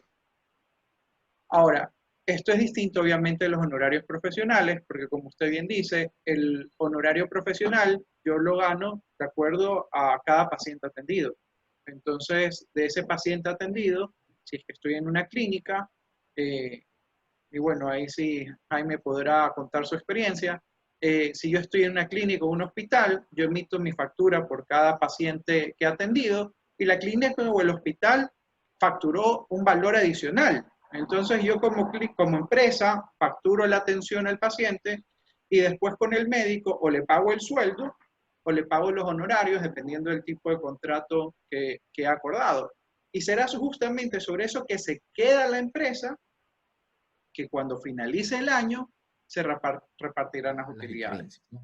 Y es muy común que cuando se juntan 2 o 3 socios, yo he visto durante estos años que tengo cantidad de sociedades que se rompen por esta situación, porque hay un médico que genera más pacientes. Eso no debería influir en lo que es la empresa, ¿sí? Porque es lo que es parte operativa. Entonces, es una definición de roles que es muy importante, la definición de los roles operativos de cada uno de los médicos, y el tema del gobierno corporativo, escribir normas y cómo nos vamos a sentar a discutir estas cosas. Hay alternativas. Pongo un ejemplo, en una de nuestras clínicas de cirugía refractiva, hay un doctor que generaba el 80% de los pacientes que se operaban en ese centro, ¿ok? Y habían 8 socios más que generaban el 20%, entre los 8, ¿no? Este socio en un momento, pues, este médico dijo, ¿saben qué? O yo gano más, o yo monto una clínica, porque yo ya puedo montar un láser solo. Cuando comenzó no fue así, pero porque todos comenzaron a decir operando más o menos lo mismo, pero este médico empezó a operar más, y a tener mucho más pacientes que los demás médicos, y dijo, ajá, es contra la espada en la pared. Ahí no teníamos escrito cómo dirimir las diferencias, pero bueno, ahí pongo un ejemplo práctico que pudiera ser para caso. Digo, bueno, vamos a manejar esto como un vendedor. Tenemos 8 vendedores, ¿sí? Hay un vendedor que vende el 80%, hace el 80% de las ventas. Este vendedor tiene que ganar una comisión por venta, ¿okay? Entonces, en la estructura del costo de la cirugía de la SIC, se hizo un apartado, ¿verdad? Como comisión de venta, igual que la comisión que se le pagaba a la administradora, a la muchacha de presupuesto, que había un apartado para comer menos, se hizo una comisión, y todos los doctores tienen la oportunidad de ganarse esa comisión si llegaban a tantas ventas mensuales. Vamos a poner un ejemplo redondo, ¿ok? Se hacen, vamos a poner 50 cirugías, ¿ok? El que hiciera más de 10 cirugías podía ganarse su comisión de venta. Si no llegaba a la meta de 10 cirugías, no ganaba comisión de venta. El doctor, que siempre operaba mucho más, por supuesto, él siempre ganaba su comisión de venta. ¿Okay? Eso es aparte de los honorarios médicos. Sus honorarios son sus honorarios. ¿Okay? Y del costo del procedimiento de la cita. Eso fue una forma de cómo no se rompió esa sociedad, cómo todos quedaron contentos de alguna u otra manera, porque la empresa siguió funcionando. El médico que más operaba quedó contento porque dice, bueno, sí, ya tengo yo una consideración por lo que estoy ganando. No fue fácil llegar a ese acuerdo final. Fueron meses y meses de negociaciones y de reuniones, pero bueno, se llegó a un punto donde todos más o menos quedaron contentos con lo que se propuso y con lo que se hizo. Pero indudablemente eso es un factor muy, muy preponderante en la ruptura de las relaciones, porque no hay cómo dirimir esas diferencias y normalmente, bueno, no tenemos quien nos pueda ayudar a crear un esquema para que todos estemos contentos. Jaime, te toca. Bueno, yo en eso tengo experiencia personal y experiencia de amigos que me han contado. Y miren cómo es dentro de oftalmología, porque tenemos diferentes subespecialidades, donde está el retinólogo, que usualmente opera menos, pero sus cirugías son un poco más caras y son más largas. Entonces, tienes un segmento anterior que tiene mucho volumen, pero usualmente las cirugías menores. Y aparte, dentro de la sociedad, con unos colegas, amigos, pusimos un consultorio médico en una zona un poco periférica. Y aparte necesitamos un gerente que iba a hacer las partes de gerencial, de administrativo y todo eso, que también iba a tener un sueldo. Entonces ahí ya comienzan a haber varios rubros que tú tienes que buscar cuál es el equilibrio dependiendo de los ingresos que tienes y de los gastos que hay. Y no solo eso, sino que usualmente cuando tú empiezas, todos empiezan, o sea, como que viendo poco paciente, operando poco, pero conforme va pasando el tiempo, hay algunos que comienzan a ver más pacientes que otros y tienes que tener alguna estrategia de cómo manejarlo. Y en otra estrategia que he usado en algunos lugares donde yo trabajo, es que yo estoy como prestador de servicios y yo en el lugar que comienzo a trabajar les he dicho, miren, si yo comienzo a generar pacientes que vienen por mí, ya no es que el centro los derive y yo soy el retinólogo del centro, sino que comienzan a venir por mí y yo comienzo a generar tantos pacientes, y yo les dije, si yo genero tantas cirugías a la semana o tantos pacientes semanales que vienen por mí, me den la posibilidad de hacerme socio, yo puedo comprar las acciones, se detiene el precio, o el porcentaje de que yo estoy ganando se cambia, o sea, ya no gano tanto por cada paciente, sino que el porcentaje es un poco mayor. ¿Por qué? Porque ahora yo ya soy de mayor valor para el centro.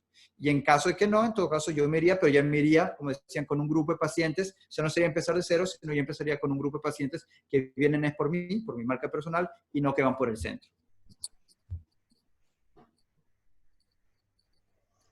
Jaime, tú mencionaste el tema del patrimonio familiar.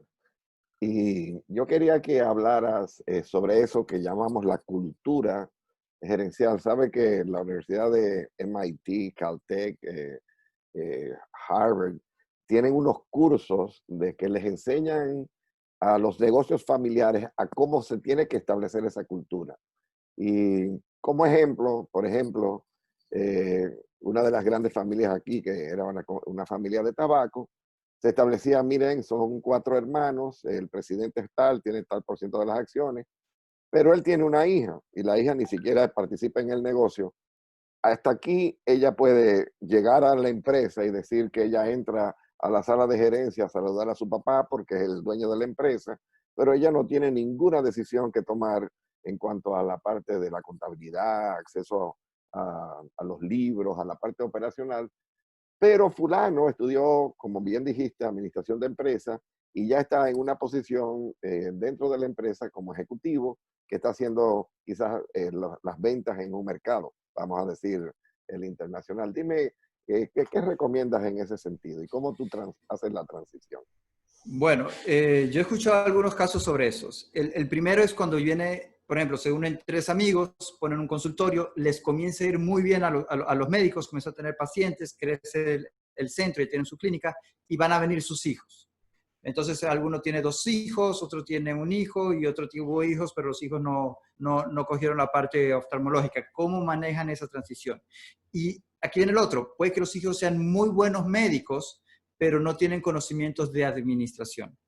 Uno de los consejos que daban es tener un gerente que no sea de la familia y que él sea el que tome las decisiones y que los hijos estén dentro de la parte accionaria y que ellos puedan decir, ok, para este rumbo queremos que la compañía crezca, que crezcamos más de tipo horizontal o crezcamos más en cantidad de pacientes, vamos a poner una sucursal acá, pero la parte ya de planación, de fijar de números y todo eso ya lo hacía otra persona. O sea, delegaban eso a otro experto, porque uno es médico y es experto en eso allí, no es en lo otro. Y la otra forma que ponían es que todo depende de la cultura de la empresa. Hay empresas donde lo que más prima es las relaciones intrapersonales, otra es la calidad de servicio, otra es la rentabilidad del servicio que dan. O sea, tiene que estar bien definidos los valores que priman en esa compañía y según eso dicen, ok, para nosotros esto es lo más importante, vamos a manejar esto de esta forma y según eso ponen cierta forma de gobernanza de cómo es que se van a tomar las decisiones basado en esto de allí.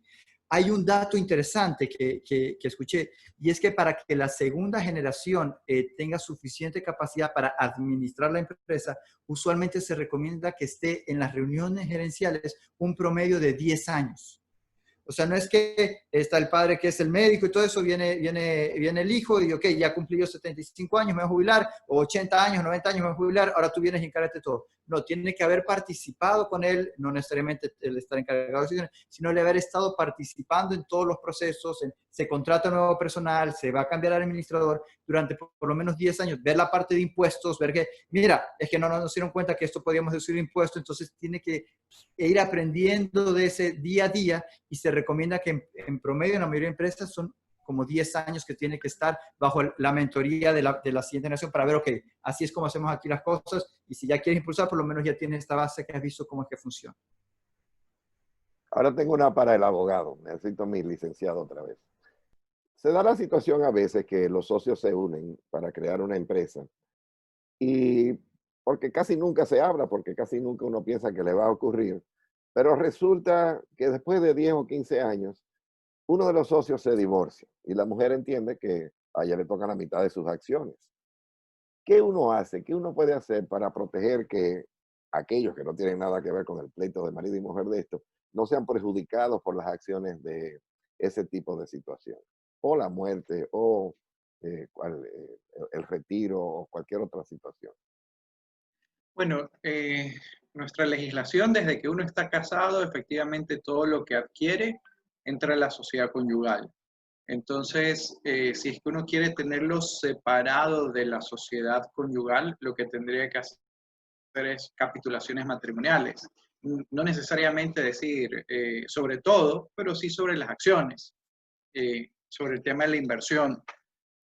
De ahí, como tal, no hay otra figura, por lo menos que yo conozca, en la cual digan estas acciones, porque son títulos de valor, o sea, son bienes considerados como muebles, que si yo las adquiero dentro del matrimonio, entran a la sociedad conyugal.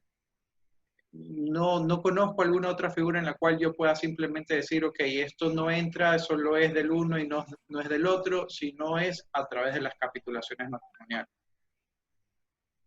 Lo otro que tengo entendido, y corrígeme, es que podrían, es decir, uno, comprarle las acciones a esta persona, y la otra es, ok, tú tienes estas acciones, pero no estás dentro del directorio. O sea, para pertenecer al directorio tienes que tener este perfil. Lo que sí vas a tener son tus utilidades. A fin de año se te reparten tus utilidades, pero dentro de la toma de decisiones del directorio no participarías porque sí está este perfil. Depende mucho, sobre lo que dices, depende mucho del tipo de sociedad. Primero, yo lo que respondía es qué hacer para que estén protegidas. O sea, para que cuando se divorcien o cuando... o sea, únicamente cuando se divorcien no entren estas acciones en conflicto, ¿no?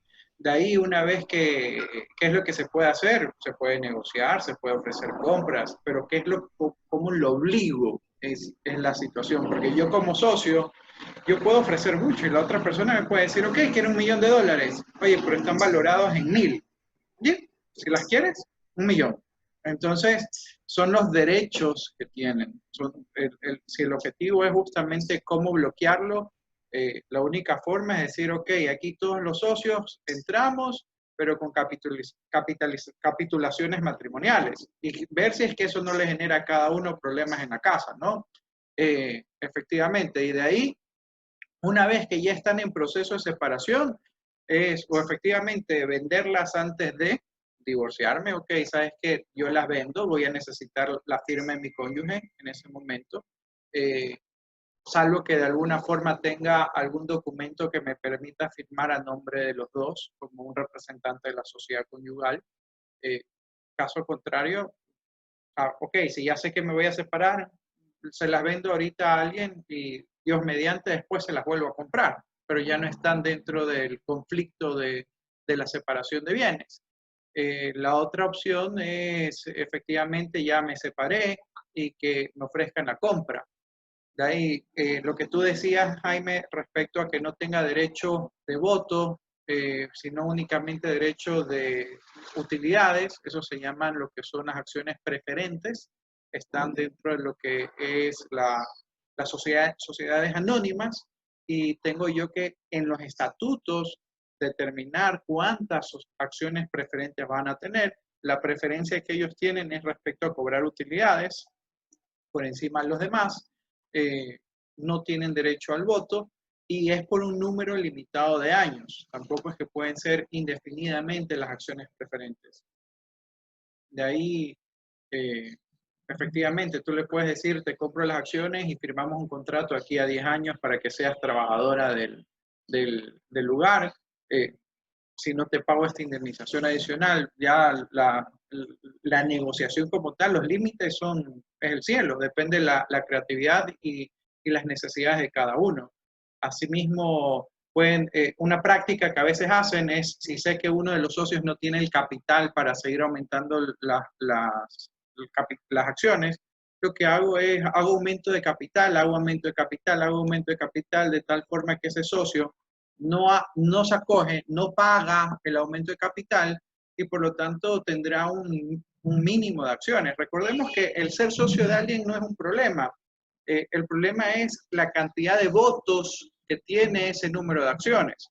Entonces, si es que tengo un socio que tiene 50% de las acciones y efectivamente va a ser un problema, pero también sé que ellos ahorita no están en las condiciones para pagar un aumento de capital, yo puedo venir con los demás socios y decir, ok, nosotros tenemos el otro 50%, convoquemos una junta de socios accionistas, decidamos aumentar el capital al doble o al triple, y con eso ese otro 50%, si el otro no está en las condiciones y no lo hace, y no lo decide hacer, irá disminuyendo el porcentaje de acciones, no número de acciones, en razón al capital total.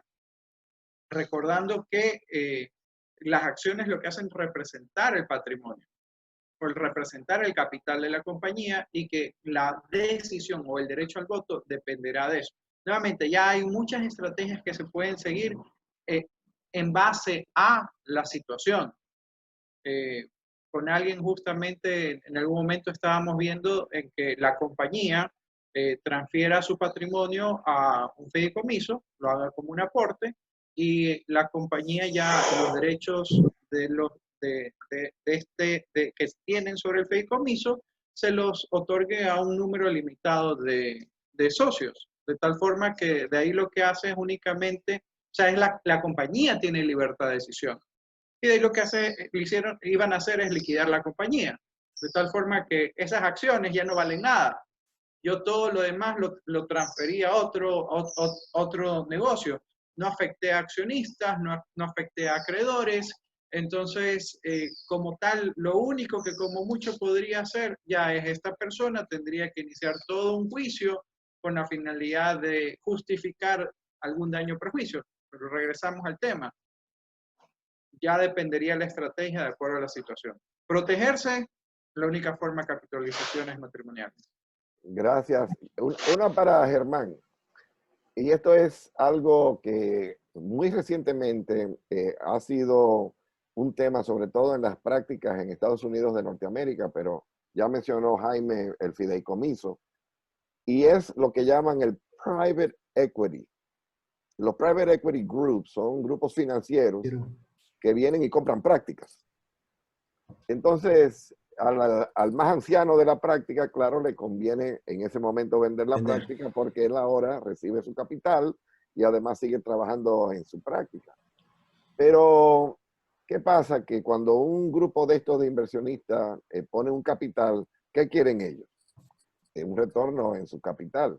Ahí se olvida de la ética del grupo, de la cultura que los unía, de que son personas que se dedican a hacer las cosas. Sino, mira, aquí lo que queremos es que esto deje plata y yo quiero que me busques el personal más barato, el que me cueste menos y que las cosas la hagan con alto volumen. Y eso de que tú nada más vas a ver 3 pacientes al día, olvídate de eso. Búscate una gente que pueda ver 30. ¿Qué me puedes decir al respecto? Sí, indudablemente eso está... ¿Se me escucha? Sí, perfecto. Sí, ok. Eso está, es una tendencia que ha crecido, ¿no? Y sobre todo, como dice usted, en Estados Unidos y en Brasil hay hay una organización grande que tiene ya como 40 clínicas afiliadas que más o menos está haciendo lo mismo, un equity private, que están comprando clínicas y comprando acciones. Que indudablemente se pierde la esencia que es centrarse en el paciente, ¿no? Siempre todas las instituciones de salud deben ser creadas centradas en el paciente, ¿no? Y a partir de las cosas que son pertinentes de ese paciente para poderle solucionar su problema visual, en este caso, porque estamos hablando de oftalmología. Pero sí, cuando empiezan a mandar, o a mandar no es la palabra, cuando ves, el objetivo principal es que los indicadores de rentabilidad, todos los indicadores financieros sean lo importante en el negocio, indudablemente hay un conflicto con lo que es la atención de la calidad y ética del paciente. Es muy difícil en nuestros países latinoamericanos, por lo que yo conozco hasta ahora, solo en Brasil veo este ejemplo, no sé cómo lo están manejando, en lo que escuché, su filosofía es centrada en el paciente, no hay que ver si es ciertamente así, ¿no? Pero por supuesto, están buscando contratos grandes, con altos volúmenes, siendo eficientes en las compras y todo esto, que es donde bueno, se alcanzan las rentabilidades. Lo que yo veo ahora a partir de esta pandemia que estamos viviendo, por lo menos en el corto plazo, es que las prácticas pequeñas, los consultorios pequeños, donde la atención sea personalizada, donde pues cuidemos al detalle la bioseguridad, van a tener mucho mejor resultado que las clínicas de alto volumen. Porque la gente que va a ir y dice, no, mira, voy a un sitio donde hay 20 personas, 30 personas, el miedo está presente. Ahorita el miedo en la sociedad está muy presente y creo que ese tipo de prácticas de alto volumen ahorita se va a ver, en un primer periodo se va a ver afectada, ¿no? Se están reinventando con la telemedicina y todo esto, pero va a ser un periodo de transición interesante. Yo sigo disparando, Jaime. A ver, tú te graduaste hace 5 años, ¿verdad? Y has pasado por la crujida de tener que empezar tu práctica, establecerte como especialista en retina. ¿Qué tú le aconsejas a tus colegas que están en formación ahora que van a salir? ¿Cómo deben de proceder? ¿Cuáles son los caminos que no se deben tomar? ¿Cuáles son los consejos que le puedes dar en este momento de su formación? Bueno, o sea, si la pregunta va dirigida a que una vez que tú te gradúas, ¿cómo te puedes estabilizar lo más pronto posible? La respuesta es todo depende. Depende de si es que vienes de familia de oftalmólogos, tu forma más fácil de estabilizarte es estar con tu familia porque ya hay una marca familiar allí que tú también la vas a comenzar a heredar. Depende si es que tienes deudas o no tienes deudas. Si tienes deudas, te toca comenzar a disminuir tus deudas. Me parecería muy riesgoso endeudarte más y poner tu centro. Depende si es que al lugar donde tú vas hay mucho oftalmólogo y hay mucha competencia con precios muy bajos, o vas a un lugar que tiene pocos oftalmólogos y usualmente los precios te dan una buena rentabilidad. Depende si es que ya has emprendido otros negocios. Yo he conocido médicos que ya han emprendido varias cosas antes de, o sea, mientras hacían su programa de residencia, a una persona que nunca ha emprendido nada y que quiere de una comenzar. Incluso dentro de la Panamericana, creamos un pequeño curso, una charla, acerca de cómo tú tienes que comenzar y qué nomás tienes que valorar para ver si es más rentable para ti comenzar trabajando para alguien o de una poner tu consultorio aparte. Pero a la final lo que yo diría es, haz tus números, mira qué riesgo tienes si es que tú pones tu consultorio o si trabajas para alguien, pone estimaciones de números de pacientes, haz una proyección por lo menos a 5 años y eso te puede dar una guía de dónde vas a tener menos riesgo o más riesgo comenzando. Yo cuando hice mis números, lo que más rentabilidad me daba era comenzar a trabajar para centros de alto volumen, que veía bastante paciente y al fin de mes tenía una ganancia interesante. Y lo otro es pensar también en el ahorro, porque eso va a ser tu inversión después para el consultorio. O sea, no es que todo lo que ganes te lo gastes, sino ve pensando en el ahorro, porque habrá un momento donde te va a ser más interesante poner tu centro y ahí tú ya vas a tener el capital para hacerlo. Germán, lo veo inquieto. ¿Usted qué le diría al joven oftalmólogo? ¿Qué le recomienda? ¿Mezclar lo institucional con lo privado? ¿Buscarse de una vez su propia clínica? Voy, como dice el doctor Jaime, ¿no? Cada quien tiene que hacer sus números. Pero aparte de hacer sus números, la visión de cómo me quiero ver dentro de 5 o 10 años. Muchos, cuando uno conoce residentes, tiene trato con los residentes, uno dice, mira, este va a ser el que va a tener la clínica del grupo. Y yo he pegado varias, dice, de las que digo, este es el que va a tener, y estos van a trabajar, ¿no? Porque va mucho con la personalidad de cada quien y sus expectativas y sus ambiciones. Pero lo primordial es poder elegir un sistema o un equipo de trabajo o poderse integrar a un equipo de trabajo donde en los primeros tiempos pueda darse a conocer más. Yo siempre le recomendé a uno de nuestros médicos de planta en Maracaibo, recién graduado, llegando de afuera, yo le dije, mira, no dejes el hospital ahorita, ¿okay? Porque el hospital es mucha gente que después del hospital te va a venir a buscar en la práctica privada, ¿no? Pero era el caso de él, ¿no? Particularmente en su caso, era un especialista en estrabismo, los estrabismos llegan muy pocos a las prácticas privadas. Para tener su mano y tener movimiento tenía que quedarse en el hospital porque es donde hay más volumen de pacientes para operar, y también que se da a conocer, porque si no, allá me operó el doctor en el hospital, pero cuando van a la lista del hospital hay 30 niños o 30 pacientes esperando para operarse y dicen, no, yo me voy, y es que ven una privada, ok, se va a la privada. Entonces, en ese caso específico, ese doctor le fue muy bien poder integrarse a su clínica, teniendo la privada con la particular. En el otro caso, llegó un retinólogo y yo le dije, olvídate del hospital, porque es que solo había un retinólogo acá. Y necesitamos 2 retinólogos. Si te me vas para el hospital, voy a tener deficiencia, voy a seguir, solo este retinólogo está al tope y no tiene. Y este se quedó en la institución y pudo, fue muy bien, pues eran 2 retinólogos nada más para una institución grande. Entonces, eso depende mucho de qué especialidad y cómo puede integrarse en diferentes centros. Indudablemente, lo primero es pensar muy bien qué es lo que quieren, porque a veces se toman decisiones apresuradas y no es lo ideal, y de repente perdemos un tiempo importante tratando de desarrollar un negocio y pude estar un tiempo en una institución pública haciendo nombre, ¿no? Y en el negocio no hice nombre porque no me di a conocer, no tuve trato con los pacientes. Entonces, esto es una balanza de poner en equilibrio las cosas.